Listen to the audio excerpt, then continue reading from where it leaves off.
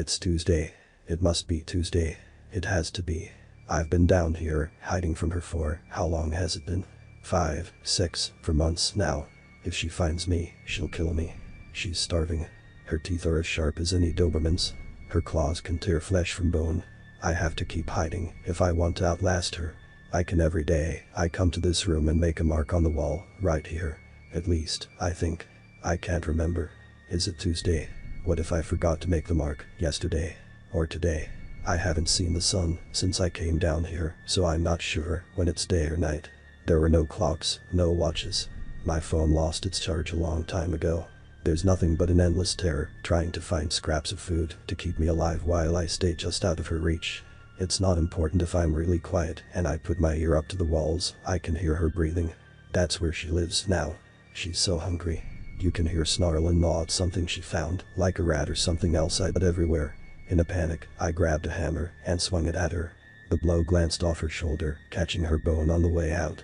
She screamed, showing me her artillery, and scurried into a hole in the wall where the sheetrock had broken off. That's where she lives now. There was so much blood she watches me. She's waiting for me to fall asleep. I think she's asleep now. If I put my ear up to the wall, I can hear the slow, deep breaths of slumber.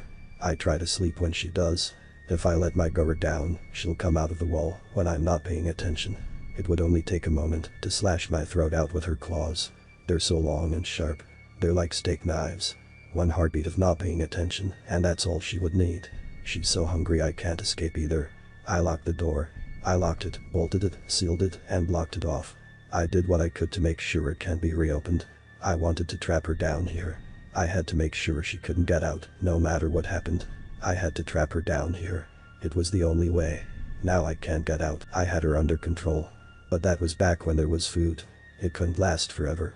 But I thought there would be enough to last long enough. I really did. It's not like I've had to do this before. No one has. After the food ran out, she got more aggressive over the span of days as she slowly starved. Eventually, she couldn't take it anymore. That's when I lost control. And when something changed inside her. I'd never seen such ferocity. Now, my life is in danger. She'll eat what she can find inside the walls. It's satiating her hunger, for now. She makes attempts to get at me. But they're really just tests. She's testing me to see how I react. But it won't last forever. Once the food in the walls runs out, then she'll come for me. Eventually, she'll win. I know she will.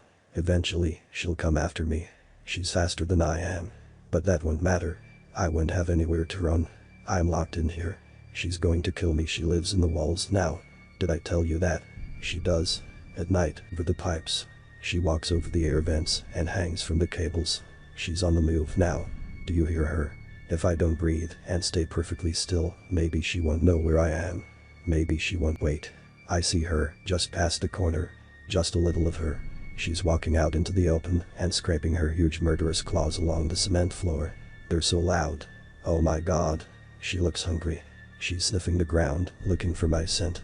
She's pulling her lips back and showing those teeth, still stained red from her last kill. I'm moving to a dark place, as slowly and quietly as I can, over here where the light doesn't quite reach.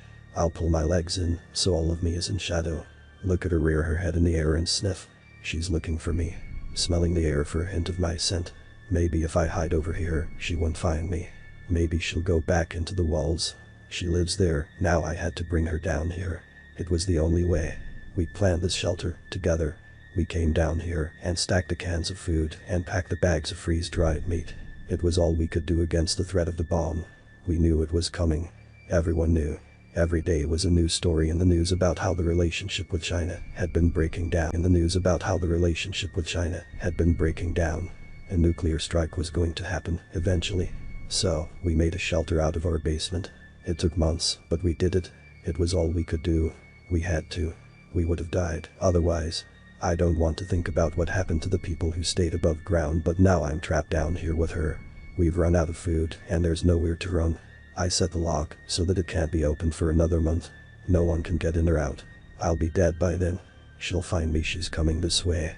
There's drool hanging from the corner of her mouth as she snarls. She doesn't look like my daughter anymore. My sweet little girl. She's not my daughter and hasn't been for a long time. She's a monster now. The hunger has taken over. She's coming for me. It's taken over. She's coming for me.